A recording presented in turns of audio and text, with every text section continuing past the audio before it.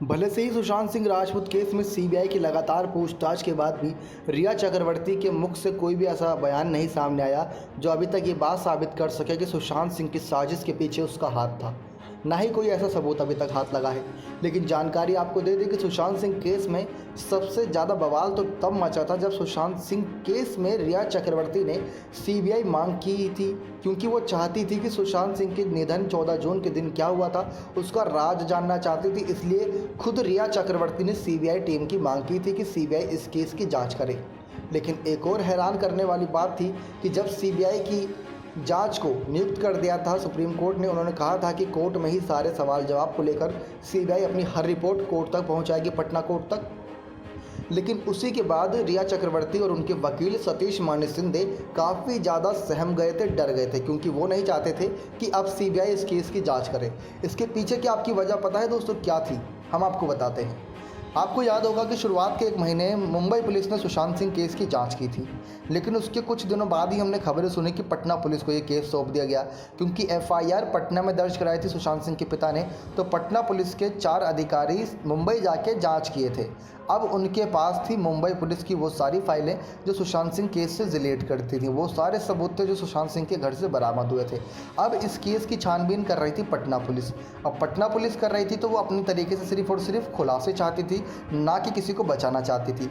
Mumbai police की जांच से ऐसा पता लग रहा था कि वो किसी को बचाना चाहती थी, लेकिन शायद ऐसा नहीं था।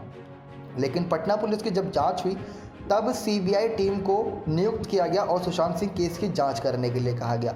सबसे बड़ा मोड़ तो यहीं आया था, क्योंकि अब सारे सबूत और सारे खुलासे, सारे बयान पटना पुलिस के पास मौजूद थे, ना कि मुंबई पुलिस के पास।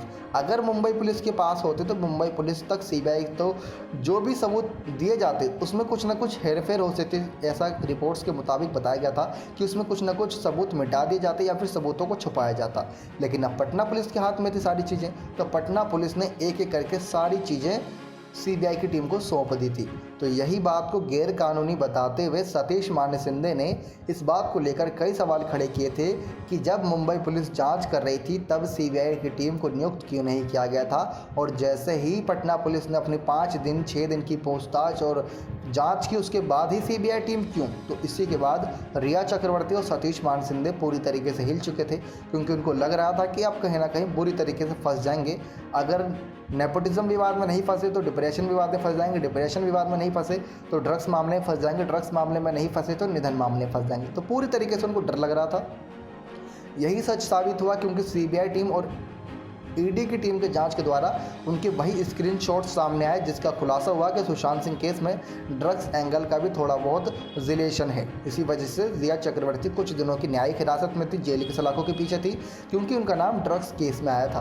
तो यही खास वजह थी कि सुशांत सिंह केस में पूरी तरीके से डर गए थे रिया चक्रवर्ती के वकील सतीश मान शिंदे, क्योंकि वो इस बात को गैरकानूनी बता रहे थे। नेक्स्ट एंड दीपक की रिपोर्ट।